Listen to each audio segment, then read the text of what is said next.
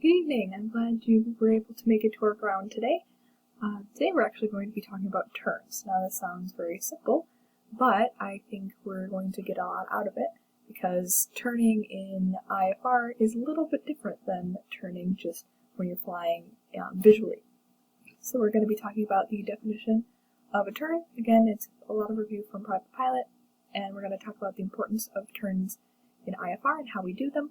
We're also going to talk about time turns and compass turns to head angs. So, moving right along, last night I hope you were able to cover the Airplane Flying Handbook, page 3-11, and then in the Instrument Flying Handbook, chapter 7.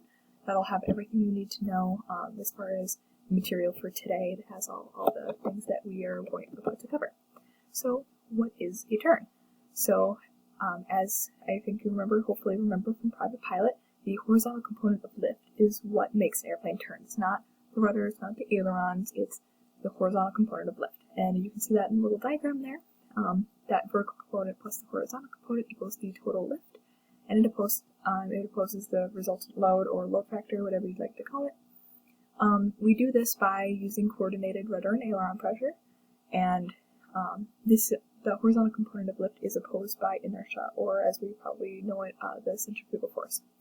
So, how does a turn look inside the cockpit? Well, we'll see it first on our attitude indicator and our turn coordinator, as well as our either our HSI or heading indicator and our magnetic compass. Those will all start to turn in whichever direction we are turning. So the rate of turn is rate and radius of turn are something that we kind of have to keep in mind when we're flying, especially once we get to faster and larger aircraft.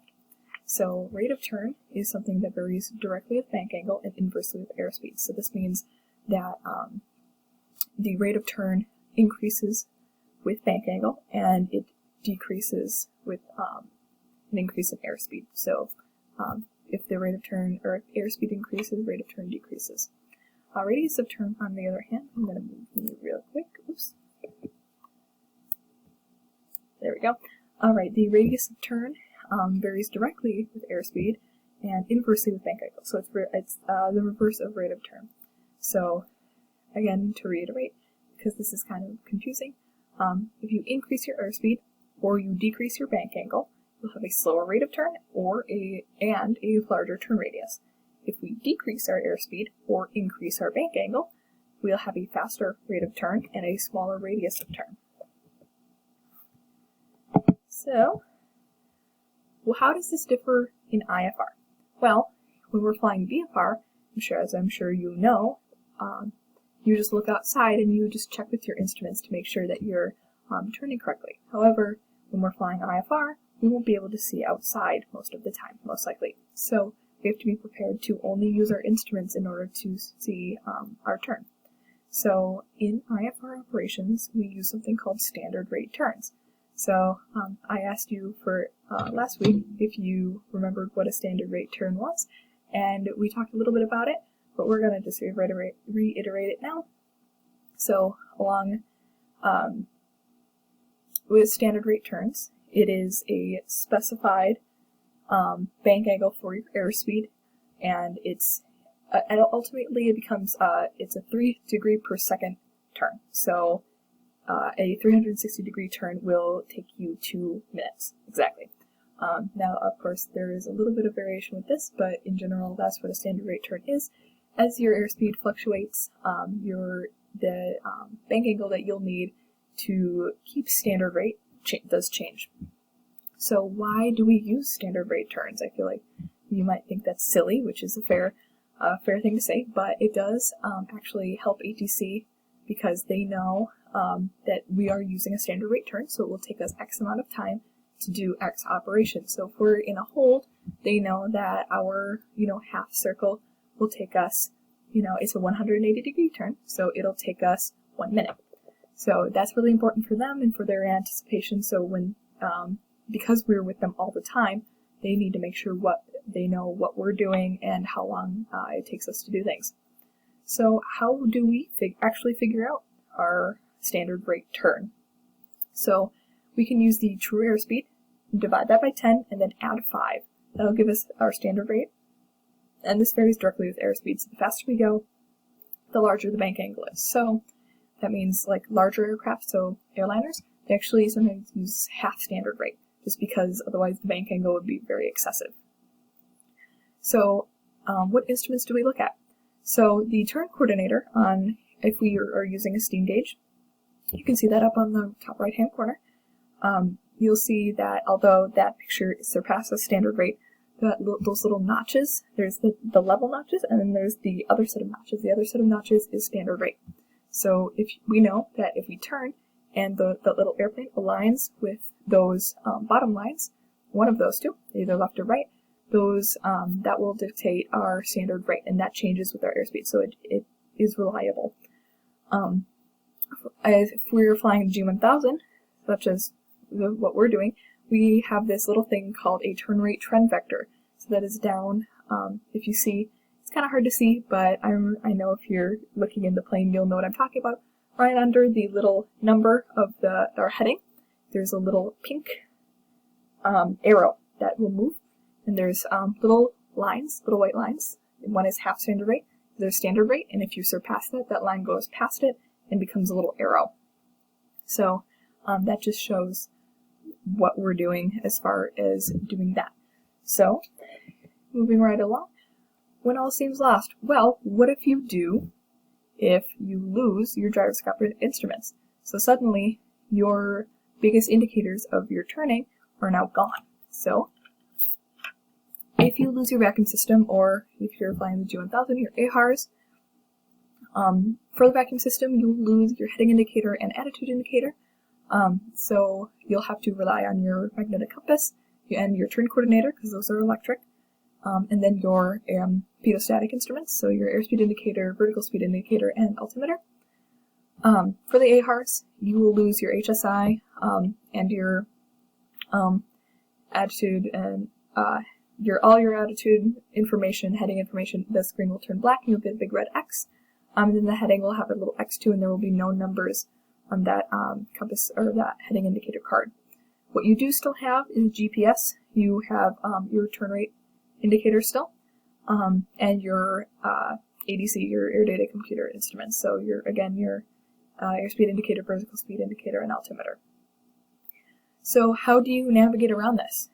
It isn't as hopeless as you may seem. So when we go fly, we'll actually practice our partial panel. So we'll take away these instruments, and we might do this in the sim too because of the G1000, but we will actually take those away, and you'll see how it is to fly without them and navigate without them. Since we don't have them, we have to use all our other instruments and have a very rapid cross-check. So you can, and to turn, you can do one of two things. You can do time turns, or using the compass to turn. Now, time turns, so you would use a clock and your turn coordinator for the most part, or a turn rate indicator, and then you cross-check with the magnetic compass once you're done. So because we know that a standard rate turn is 2 minutes, so 2 minutes or 120 seconds will get us 360 degrees. It's one full circle. So we can do a little bit of math and cut that in half, so 180 degrees will take us 1 minute, 60 seconds. Half of that, 90 degrees will take us 30 seconds, 30 degrees will take us 10 seconds, and so on and so forth. So you can, if ATC tells you to turn 10 degrees right, or they give you a heading, you'll look at your heading on your magnetic compass, or your whatever backup instrument you're using, and then you'll start your timer once you start turning, and once you've reached that specific number of seconds, you will roll out and cross-check and make sure to check with your magnetic compass once you're level, and and adjust as needed. So I'm actually going to go to the next page for compass turns. Whoops. So then we go to compass turns. Now compasses are finicky things, as I'm sure you remember from Private Pilot having to use them. So there are many errors that come with compasses. Variation, so that's the difference between true north and magnetic north. That's always changing. So it won't be perfect north in terms of there's a difference between what your compass gives you and what actual north is. Deviation has to do with the interference of other instruments with your compass that's in the aircraft. We have magnetic dip that has to do with the magnets aligning with the flux lines, which are, they're different depending on where you are in the world, where you're located. So the further north you get, like the weirder things normally get. So, but usually they, compasses have little weights to counteract this, so it's not usually that big of a deal.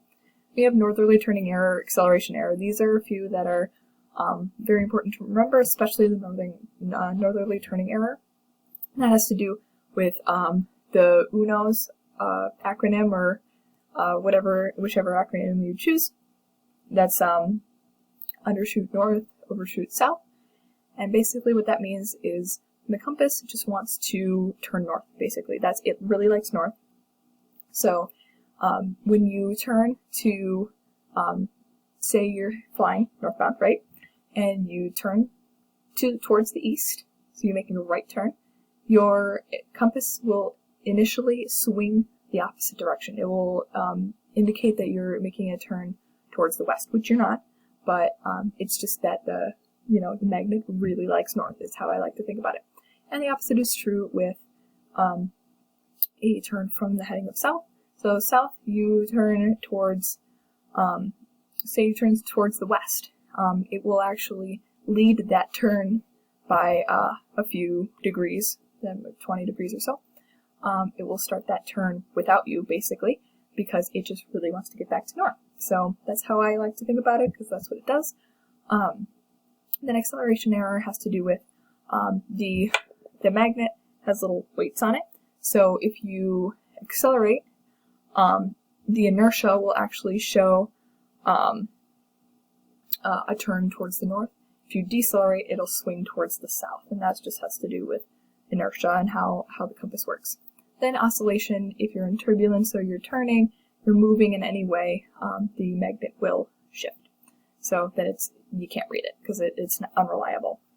So practically, what does this mean for us? So again, when turning from north, anticipate a lag.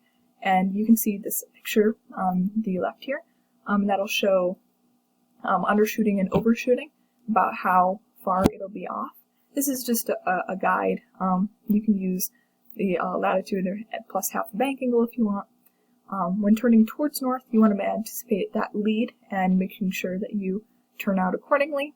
So again, you can use this chart or half latitude plus half the bank angle, and that will make sure that you turn out on the correct heading. So if you want to learn a little bit more about turns, you can check out the Bolt Method article, this YouTube video.